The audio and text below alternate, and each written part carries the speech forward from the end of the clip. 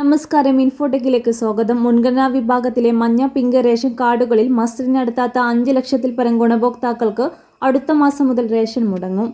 ഈ കാർഡുകളിലെ അംഗങ്ങളിൽ ആരെങ്കിലും മസ്റ്ററിന് നടത്തിയിട്ടുണ്ടെങ്കിൽ കാർഡ് റദ്ദാക്കില്ല.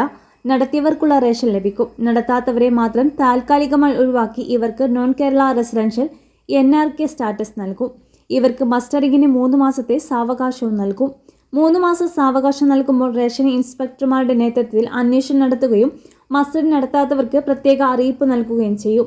തുടർന്ന് നോട്ടീസ് നൽകിയാകും ഒഴിവാക്കുക. ഇത് സംബന്ധിച്ച് ഭക്ഷ്യപൊതുവിതരണ കമ്മീഷണർ എല്ലാ ജില്ലാ സപ്ലൈ ഓഫീസർമാർക്കും നിർദ്ദേശം നൽകി. കേന്ദ്ര സർക്കാർ മസ്റ്ററിങ്ങിന് അനുവദിച്ച സമയം ഈ മാസം 30-ന് അവസാനിക്കുന്ന സാഹചര്യത്തിലാണ് നടപടി. നിലവിൽ മസ്റ്ററിങ് നടത്തേണ്ട 1.44 കോടി ഗുണഭോക്താക്കളിൽ 96.48% മസ്റ്ററിങ് നടത്തിയിട്ടുണ്ട്.